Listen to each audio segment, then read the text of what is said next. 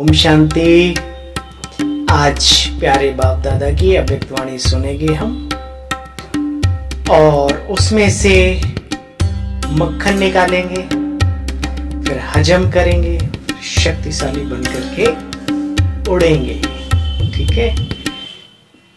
देखो, 19 मार्च 1988 की revise course मुरली है और जिसका हेडलाइन है याद में रमणीकता लाने की बच्चे युक्तियां।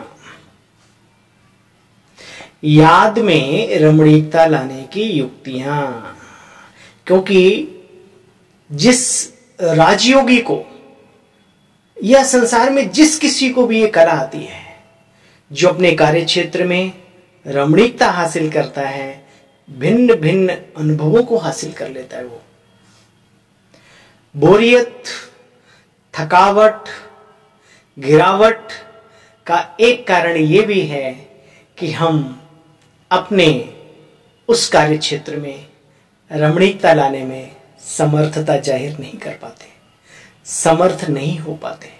तो आज की वाणी बाबा की हम सब राजयोगी बच्चों के साथ साथ पूरे विश्व की आत्माओं के लिए बहुत ही महत्वपूर्ण है, अगर हम ईश्वरीय भाषा को गहराई से समझ सकें तो। चलिए, आज विधाता वरदाता बाप दादा अपने मास्टर विधाता वरदाता बच्चों को देख रहे हैं। बाबा कितना ऊंचा सम्मान दे रहे हैं। हर एक बच्चा विधाता भी बने हो तो साथ साथ वरदाता भी बने हो। बच्चों का कितना मर्तबा महान है जानते हो, पहले भी सुनाया।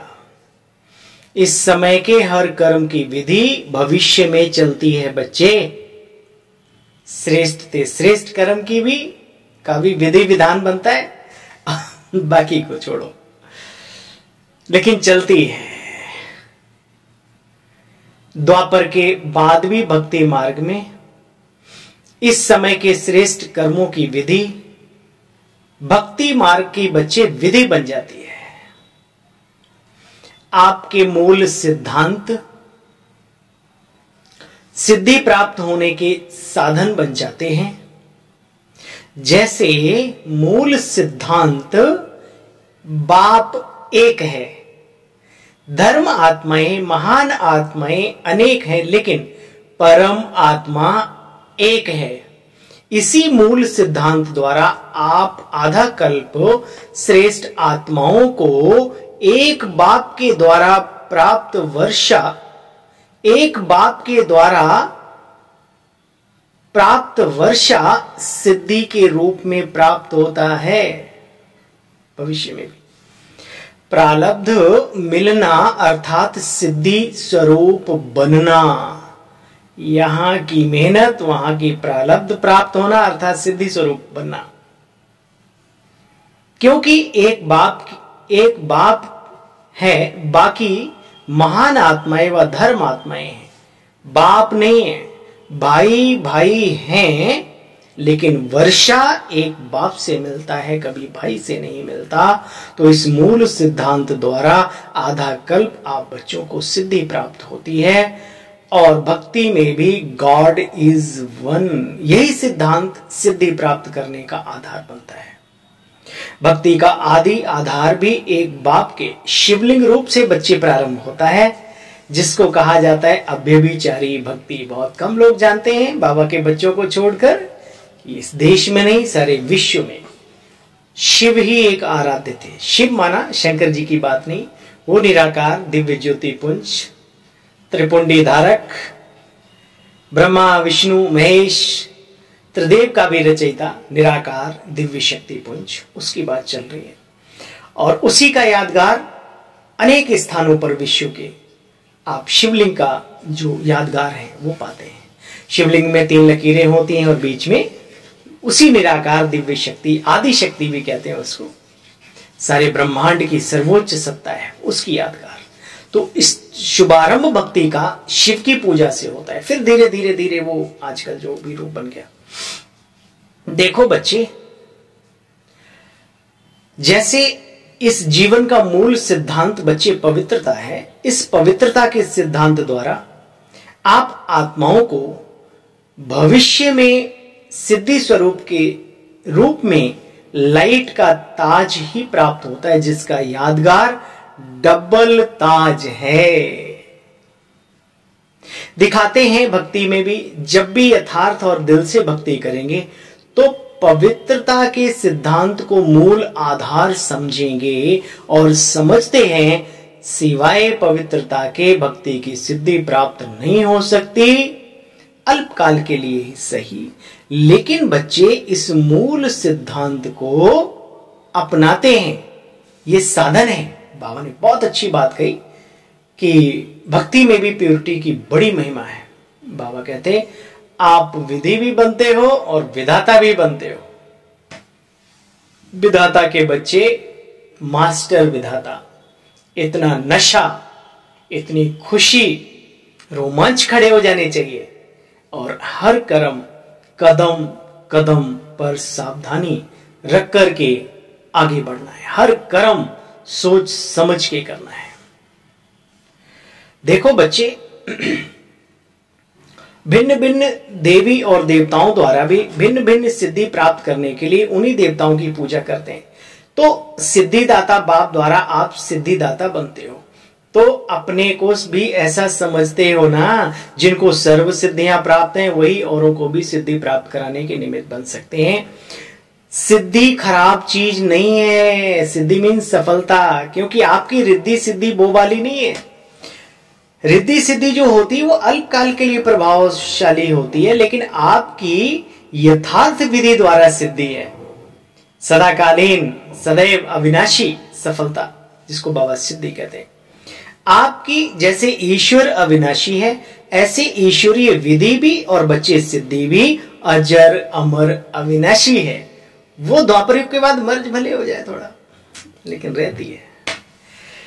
तो बाप कहते बच्चे इतना नशा रहता है, मूल बात है जो बाबा बार बार मुरलियों में हमारी क्वालिटी का वर्णन करते हैं कि बच्चे मूल बात यह है कि क्या इतना नशा रहता है, बस ये सबसे बड़ी समझने की बात है। सदा इस श्रेष्ठ सम्मान के स्थिति की सीट पर रहते हो सेठ। कितनी ऊंची सीट है जानते हो, बार बार अस्थिर मना अपसेट तो नहीं होते, नशे में हमेशा ऊपर लाओ। बाबा इतना नशा चढ़ाना चाहते हैं कि आप बच्चों को कोई सोता हुआ भी देखे उसे लगे ये देवता ही आत्मा सो रही है, ये फरिश्ता सो रहा है, इसके चेहरे को देख करके इससे मुझे शांति की अनुभूति हो रही है। ऐसा अंदर में निश्चय रखेंगे, नशा रखेंगे, ये चीजें काम करने लगती हैं। अच्छा भाई, तो बाबा ने कहा बार बार अपसेट होने नहीं होते। ये श्रेष्ठ पोजीशन है ना, कितनी बड़ी श्रेष्ठ पोजीशन है बच्चे जानते हो। अपसेट भी होते हैं। अपसेट होने का कारण यही है कि अपनी श्रेष्ठ स्थिति की सीट से साधारण स्थिति में आ जाते हो, अपने को सिंपल अरे भगवान के बने। एक बार सोच के सोचो किसके बने, एक बार सोच के सोचो किसने मुझे अपनाया है, एक बार सोच के सोचो किसको हमने पाया है। जन्म जन्म भक्ति की, तब आकर के उसको पाया है। विचार करो एकांत में बैठ के।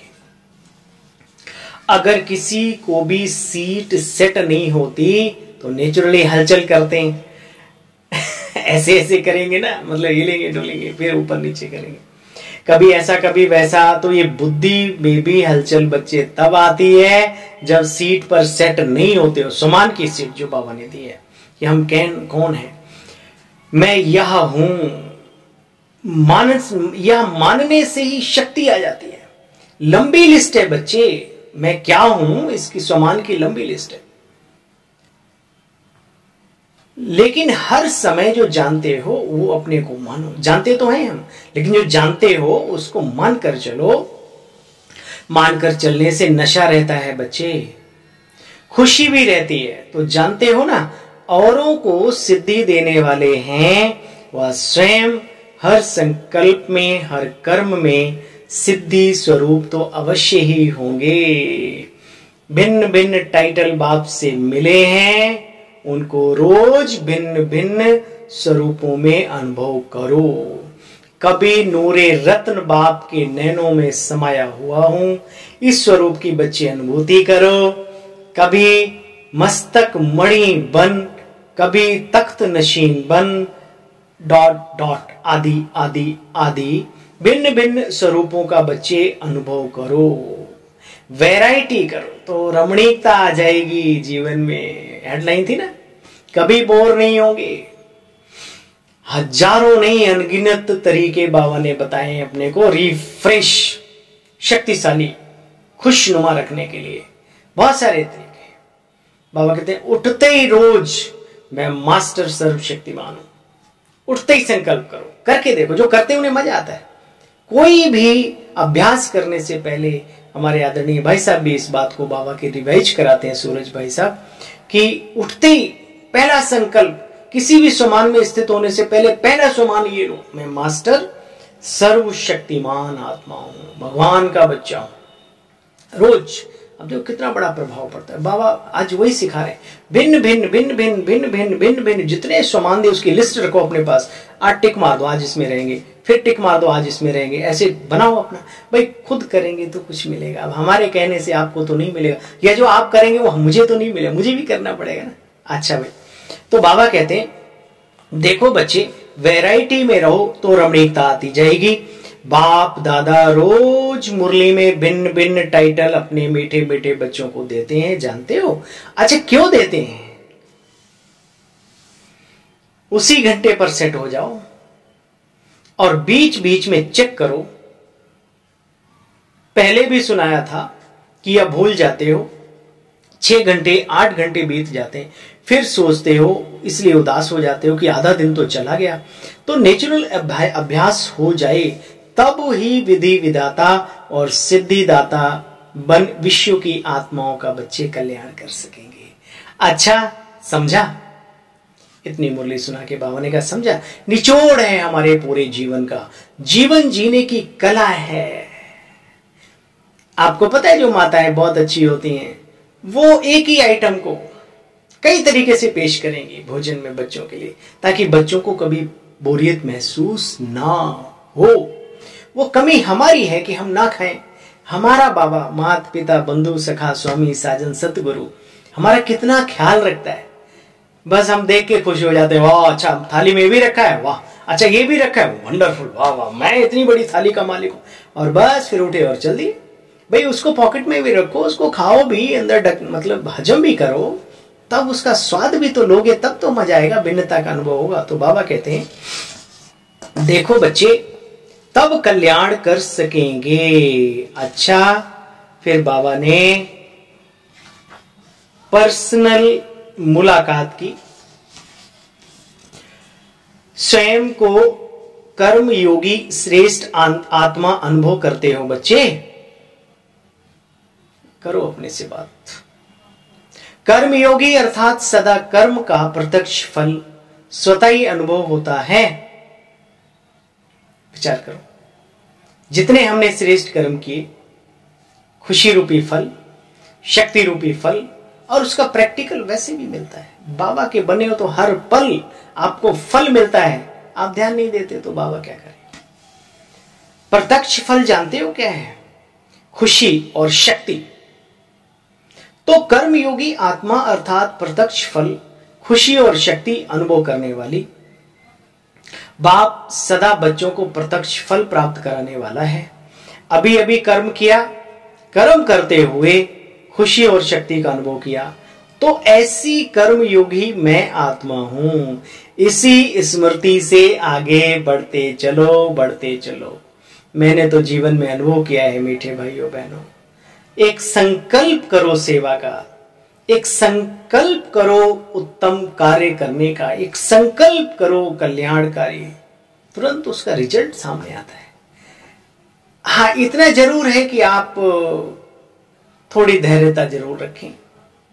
जहां से आपको उम्मीद है, हो सकता है वहां से नाउम्मीदी प्राप्त हो, लेकिन ये 4, 6, 8 थोड़ा ठहर के देखेंगे तो वो कई तरफ से उम्मीद आपकी पूरी बाबा करता है। लेकिन उसमें विश्व कल्याण समाया हुआ हो, उसमें सभी की सर्विस समाई हो, दुनिया के कार्य चलते हैं। ये तो बाबा के बच्चे बने, हम बाबा के, तो हमारा पूरा जीवन भी बाबा की अमानत है। बाबा आप ही चलाता है, चिंता नहीं करनी कभी, निश्चिंत रहना, निश्चिंत सभी को बनाना। बाबा कहते हैं देखो बच्चे, इसी स्मृति से आगे बढ़ते चलो, मैं ऐसी कर्म योगी आत्मा हूं।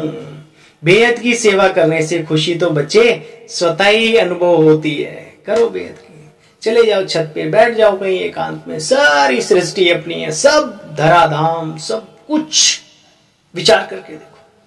अब हमारा फर्ज क्या है इसके लिए? बाकी चीजों में लिमिट है, मनसा सेवा में कोई लिमिट नहीं है। करो, खुशी के वाइब्रेशन फैलाओ, शक्तियों के फैलाओ, प्रेम के फैलाओ, जितने भी गुण हैं आत्मा के फैला दो चारों तरफ। देखो बच्चे, बेहद का बाप बेहद का अधिकारी बनाते हैं। जब बेहद की स्थिति में स्थित होकर सेवा करते हो तो जिन आत्माओं के निमित्त बनते हो ना बच्चे, जानते हो उनके दिल की दुआएं स्वतः आत्मा में शक्ति और खुशी की अनुभूति कराती हैं। जिनके निमित्त बनते हो, निस्वार्थ सेवा करने के लिए जब आप आगे बढ़ते हो तो जिनकी सेवा के निमित्त बनते हो उनके हृदय की दुआएं आपको शांति की, शक्ति की, खुशी की, प्रेम की स्वतः ही अनुभूति कराते।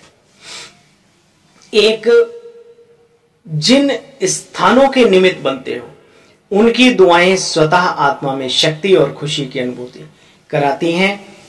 जिस स्थान पर बैठे भी सेवा बेहद का फल मिल रहा है ऐसा अनुभव होता है। तो इस बेहद के नशे से बेहद का खाता जमा करते चलो और आगे बढ़ते चलो। अनुभूतियों का खाता, भंडार गुणों का, शक्तियों का। अच्छा, चंद शब्दों में पूरी मुरली को बाबा रिवाइज करते हैं, है ना। अव्यक्त वाणी सुनने का मजा ही उन्हें आता है जो ऐसा महसूस करें कि मैं मधुबन में ओम शांति हॉल में, मेडिटेशन हॉल में अव्यक्त बाप दादा आए हुए हैं, या डायमंड हॉल में जो बाबा से मिले हैं, सामने बैठा है बाबा और मेरे से बात कर रहा है, उन्हें ज्यादा मजा आता है।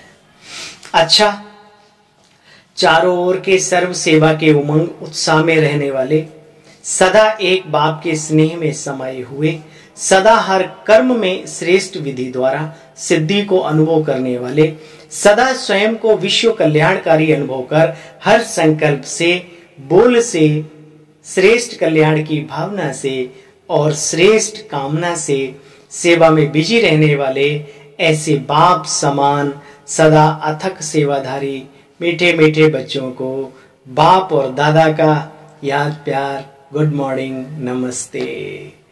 ऐसे मीठे मीठे प्यारे प्यारे बाप दादा को भी हम सभी रूहानी बच्चों की नमस्ते बाबा, नमस्ते, गुड मॉर्निंग बापू। आज का वरदान सुनेंगे विशेष। सेकंड में देह रूपी चोले से न्यारा बन कर्म भोग पर विजय प्राप्त करने वाले सर्व शक्ति संपन्न भव। बाप दादा कहते हैं देखो बच्चे, जब कर्म भोग का जोर होता है, सारा ज्ञान व्यान रखा रह जाता है, अनुभव है। जब कर्म भोग का जोर होता है, इंद्रियां, कर्मेंद्रियां कर्म भोग के वश अपनी तरफ आकर्षित करती हैं, अर्थात जिस समय बहुत दर्द हो रहा हो। देखो बाबा की मुरली हमें क्या क्या बातें सिखाती है जीवन में, नहीं? जिस समय बच्चे बहुत दर्द हो रहा हो, ऐसे समय पर कर्म भोग को कर्मयोग में परिवर्तन करने वाले, साक्षी हो, कर्मेंद्रियों से भोगने वाले ही सर्वशक्ति संपन्न अष्ट रत्न विजयी रत्न कहलाते हैं। उस समय पर संकल्प आ जाए कि मेरा कर्म भोग है, आत्मिक स्थिति में स्थित हो जाओ।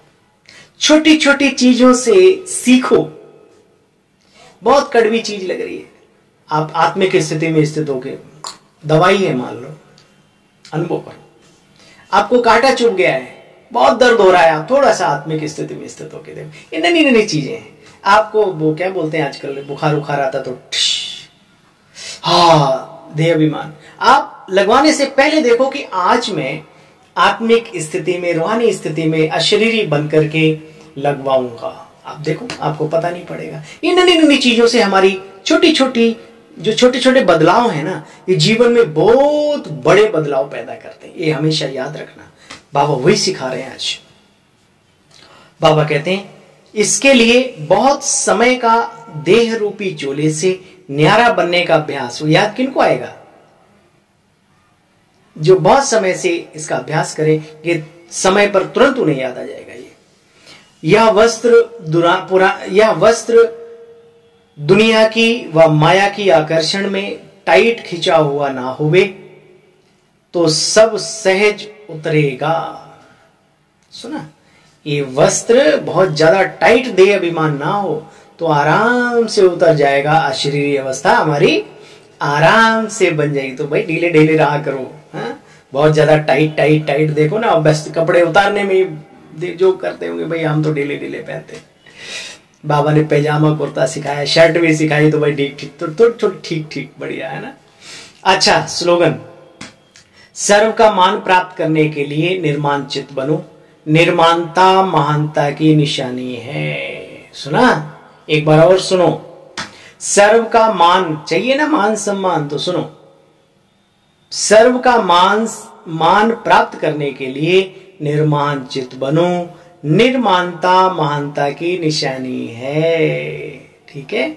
जितने भी संसार में महान दिव्य परम पुरुष हुए हैं, मतलब श्रेष्ठ व्यक्तित्व के धनी हुए हैं, क्योंकि परम पुरुष तो शिव बाबा ही है, उनके जीवन में एक विशेष क्वालिटी रही है निर्माणता। आज बाबा ने उसके ऊपर भी फोकस किया। अच्छा भाई, ओम शांति, गुड मॉर्निंग सभी को। बहुत अच्छे से हैं आप सब और सदा ही बहुत अच्छे रहेंगे, क्योंकि एक स्लोगन हमेशा याद रखो, बाबा के बच्चे सदा ही अच्छे।